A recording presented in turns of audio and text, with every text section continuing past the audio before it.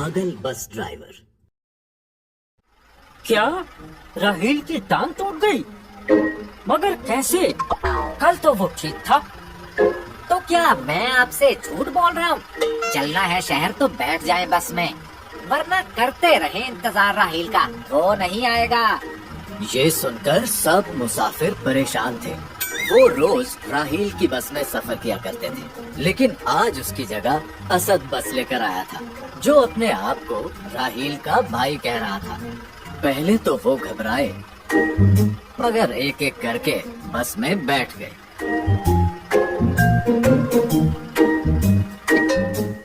बस आराम आराम से चलने लगी, इतनी आराम से कि साइकिल तक उस बस से आगे निकल गई। ओ भाई, आप थोड़ा तेज चला लो, मुझे जल्दी शहर पहुंचना है। जल्दी का काम शैतान का होता है जनाब। आपको जल्दी है तो आप किसी और बस में बैठ जाएं। आप सबकी हिफाजत मेरी जिम्मेदारी है। कुछ देर बाद जंगल में कुछ लोग खड़े हुए नजर आए। उन्होंने बस को रोका और उनमें से एक आदमी बोला, भाई, हम बारात लेकर वापस जा रहे थे कि रास्ते में हमारी गाड़ी खराब हो गई। क्या आपकी बस में जगह है? जगह ही जगह है जनाब।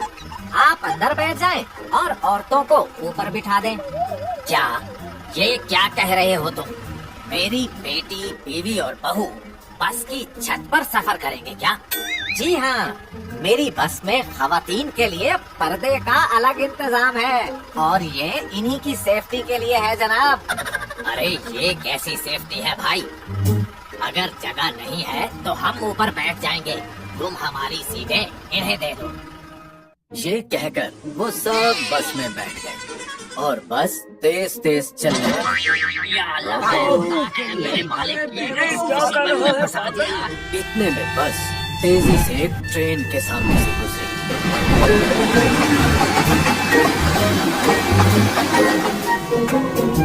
या अल्लाह, मेरे मालिक, क्या कर रहे हो? फंसा दिया। कैसे बस चला रहे हो?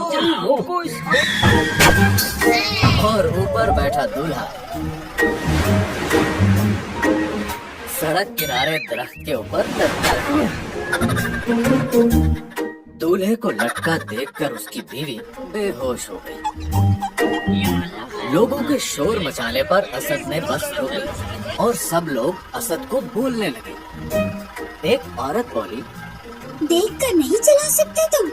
उधर मेरा बेटा दरख्त पर लटका दिया, इधर मेरी बहू बेहोश पड़ी है। कुछ अकल वकल है तुम में के नहीं? आंटी जी, माइंड मत करना, मगर सारी गलती आप ही की है। अगर ट्रेन की वजह से बस को इंतजार करना पड़ता तो कितना वक्त जाया होता। तभी मैंने तेजी से बस को निकाला और ये आपका बेटा बंदर की तरह दरख्त से झूलने लग गया। अगर बचपन में इसे किसी पार्क में ले गई होती तो ये ऐसे झूले न झूल रहा होता। अब रुको, मैं ही कुछ करता हूँ। ये कहकर वो एक बड़े एयर बलून में हवा भरने लगा। ओ भाई, ये किन कामों में पड़ गए हो तुम? बस को पीछे ले आओ, मैं खुद उस पर चढ़ जाऊंगा। ज्यादा वक्त जाया मत करो। वक्त जाया करने की बातें तुम्हारे मुंह से अच्छी नहीं लगती। अगर तुम्हें वक्त का इतना ख्याल होता तो दरख्त पर झूले ना लेने लग जाते तुम। अब आगे जाकर जंपिंग का दिल ना करने लग जाए तुम्हारा। बस इसीलिए ये बलून भर रहा हूँ। दूल्हा चीखता रहा, लेकिन असद आराम से हवा भरता रहा।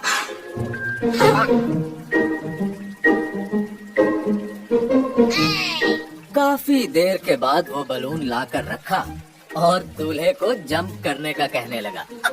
दूल्हे ने जैसे ही जंप किया तो वो उछलकर पास वाले तालाब में जा गिरा और उसके सारे कपड़े खराब हो गए।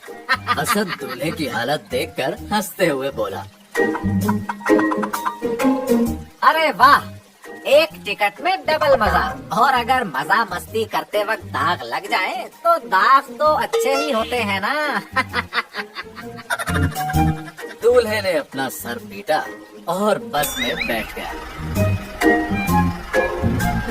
बस चली और कुछ देर के बाद एक ऐसी जगह से गुजरी जहाँ दुनियापुर गांव का बोर्ड लगा हुआ था और असद उस तरफ जाने की बजाय दूसरी तरफ मुड़ गया।